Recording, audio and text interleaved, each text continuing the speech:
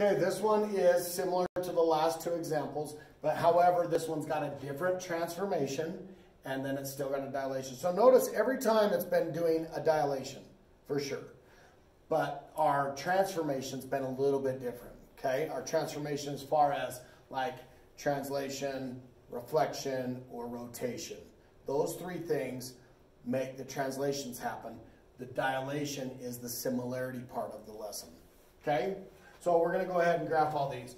So over right 1 up 2, right 4 up 4, and right 2 and 0. So this one looks like this.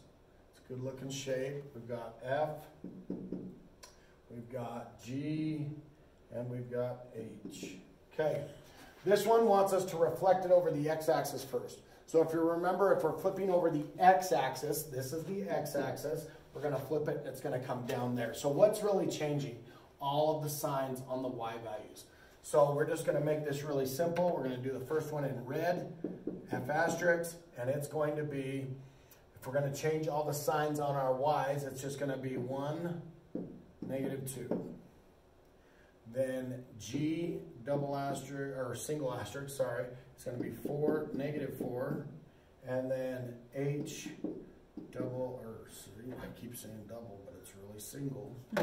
So single asterisk, because it's the first transformation, is just going to be 2 and 0. How come I don't change the sign on 2 and a 0? Because 0 doesn't change signs. It'll just flip over. So the H is actually going to stay right where it is, you guys. Okay?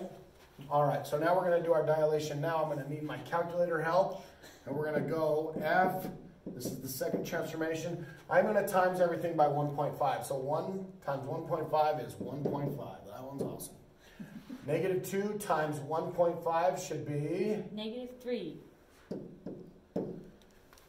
And G double asterisk 4 times 1.5? 6. And then that'll be a -6. That's nice. And then H double asterisk will be 2 times that, which will be our 3 and 0. So now we will go graph it, and we will graph it in, I'll just graph it in red. I'm going to circle those. Those are my answer. And I've got 1.5 and -3. So I'm just in between tick marks. So don't panic on being in between. Just do as best you can. And then down 3. Should be there.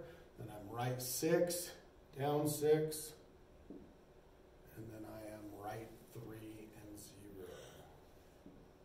And as you can see, everybody, that shape reflected over the x-axis and got bigger by 1.5 times.